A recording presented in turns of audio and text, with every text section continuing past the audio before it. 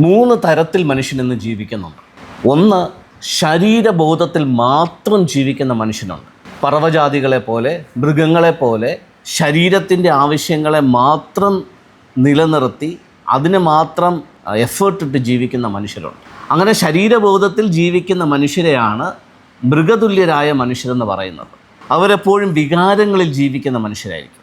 കഴിക്കുന്നതിനെക്കുറിച്ച്, കുടിക്കുന്നതിനെക്കുറിച്ച്, ജീവിച്ച് തീർക്കുന്നതിനെക്കുറിച്ച് മാത്രം ശ്രദ്ധിച്ച് അങ്ങനെ പോകുന്ന മനുഷ്യരാണ്. മറ്റൊന്നിനെക്കുറിച്ച് അവർ ചിന്തിക്കുന്നില്ല. അപ്പോൾ അവരുടെ ജീവിതത്തിന് എന്താ അകത്ത് വേണ്ടത്? ഒരു ഉദാഹരണം പറയുകയാണെന്നുണ്ടെങ്കിൽ, തീയിൽ തൊട്ടാൽ പൊള്ളും, അത് അവരുടെ അനുഭവമാണ്. വന്യമൃഗങ്ങളെടുത്ത് ആയുധമില്ലാതെ പോയി കഴിഞ്ഞാൽ അത് നമ്മൾ ആക്രമിച്ച് കീഴ്പ്പെടുത്തും.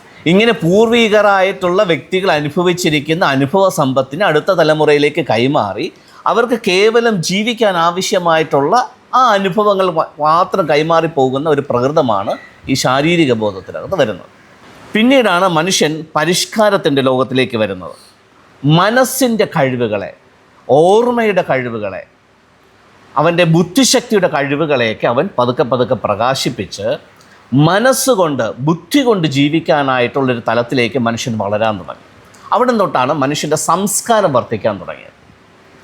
അപ്പോൾ സംസ്കാരത്തിനകത്ത് ഒരുപാട് കാര്യങ്ങളുണ്ട്.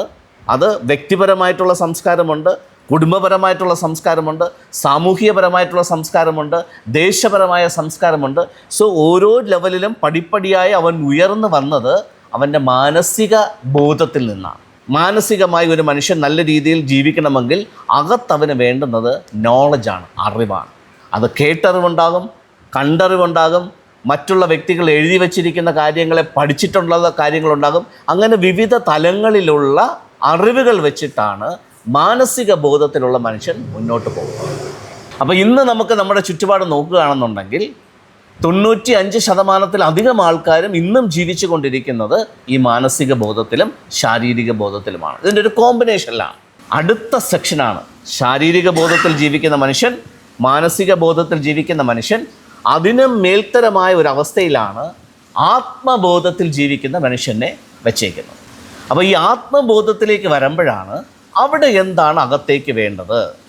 അപ്പോൾ ആത്മബോധത്തിൽ ഒരു മനുഷ്യൻ മുന്നോട്ട് പോകണമെങ്കിൽ അവൻ്റെ അകമേ ജ്ഞാനം നിറഞ്ഞാൽ മാത്രമേ അവൻ ആത്മാവിൻ്റെ ബോധത്തിൽ ജീവിക്കാൻ പറ്റത്തുള്ളൂ.